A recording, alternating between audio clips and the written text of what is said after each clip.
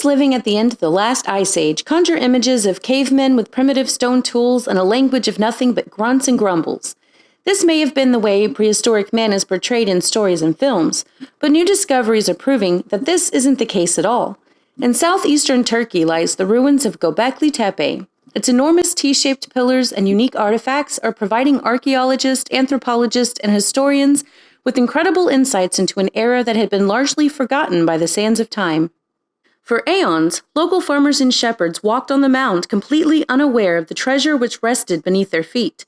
The tips of the substantial pillars were the only evidence that an ancient culture of some kind had taken residence there, but many assumed they were grave markers whose words had been etched away by a few hundred years of wind and rain. There's no way they could have fathomed that the slabs of stone had been placed there by human hands an astounding 12,000 years ago. It's remarkable that while the last woolly mammoths were still roaming the plains, Stone Age humans may have been capable of erecting temples. Yet that's exactly the story that Gobekli Tepe is portraying. The archaeologist Klaus Schmidt first began a full excavation of the site in 1994. After researching descriptions of nearby discoveries made in the 1960s, what he found over the next 20 years has rocked the very foundation of how the modern world views our far-distant ancestors. Before Gobekli, most historians hypothesized that advanced forms of spirituality and organized religion developed after the Neolithic Revolution. Complex myths involving gods and the temples dedicated to them were built millennia after humans had firmly established heavily populated farming communities. However, the artwork found carefully etched on the stonework of Gobekli Tepe offer an alternative theory, that human civilization may have first formed as an extension of previous religious observances.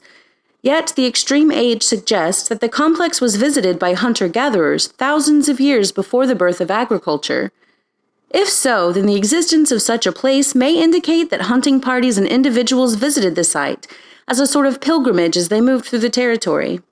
Could it even be possible that some of the animals claimed by hunters were brought to the temple site as a sacrifice to the gods? The animals depicted on the sculptures and stone carvings are certainly not of the domesticated variety. Terrifying portrayals of snakes, vultures, wild boars, and lions seem to stalk passerby as they walk through the terrain. One piece of artwork in particular shows a man whose head has been severed. While glancing further up on the same relief, a vulture holds a round shape, one that looks eerily similar to a human skull. Could this also have served as a place for human sacrifices, or were they simply expressing their beliefs about death and the afterlife? Similar T-shaped pillars have been found in nearby excavation sites, yet none as large or as old as those at Gobekli. By learning more about this Stone Age institution, it's possible to find more connections with their contemporaries and the civilizations which sprouted afterwards, such as the Natufian, Hassuna, and Samara cultures of the Levant and Lower Mesopotamia. Klaus Schmidt stated that only 5% of Gobekli Tepe has been excavated, which means there are vast amounts of artifacts that are sure to shed light on this mysterious period of human existence.